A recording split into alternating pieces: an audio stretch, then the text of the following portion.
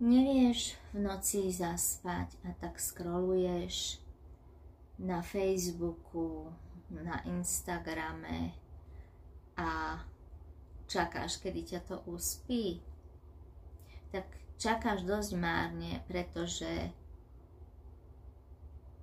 ak si vystavený v noci po západe slnka umelému modrému svetlu z obrazoviek alebo z LED žiaroviek, tak ničíš tým 80% a viac tvojho melatonínu a navyše tým zvyšuješ kortizol. Ako náhle je zvýšený kortizol na noc, nemôže sa vylúčiť melatonín. Tieto dva hormóny sú vo vzťahu, by som povedala, v takom opozičnom, čiže ráno, keď je nízky melatonín, vylúči sa nám na modrom svetle ráno na slnku kortizol. To je to, čo nás nabúdza. A zase večer, keď chceme zaspať, vlastne hladina kortizolu by mala byť najvyššia teda ráno a potom by sa mala postupne znižovať, až by mala dosiahnuť svoje minimum večer, predtým, ako ideme spať. A vtedy sa začne zvyšovať náš melatonín.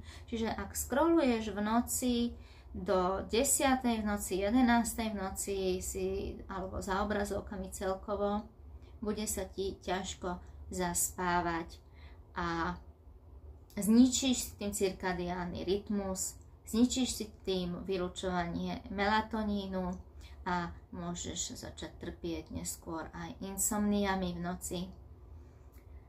Takže, čo by som ti odporúčila, je blokovať umelé modré aj zelené svetlo na noc po západe slnka vždy, pretože melatonín sa vylučuje až potom, ako je človek 4 hodiny v tme, úplnej tme, respektíve, čo to znamená, 4 hodiny bez modrého a zeleného svetla. To je práve to svetlo, ktoré na nás svieti z obrazoviek, z LED žiaroviek, modrých, bielých.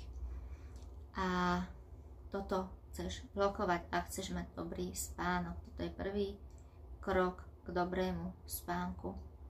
Existujú rôzne spôsoby, napríklad okuliare blokujúce modrú. Ja mám na sebe teraz ešte len oranžové okuliare, tie, ktoré blokujú aj zelenú, červené, tie si tam neskôr, také 2 hodiny pred spaním, 1,5 hodinu ako kedy. Ale teraz ich ani nepotrebujem, pretože si svietim červenými panelmi a tým pádom mám prostredie bez modrej a zelenej zložky, akurát mám mobil, preto mám okuliare. Toto nahrávam a teda toto je prvý krok k náprave cirkadiánneho rytmu a spánku.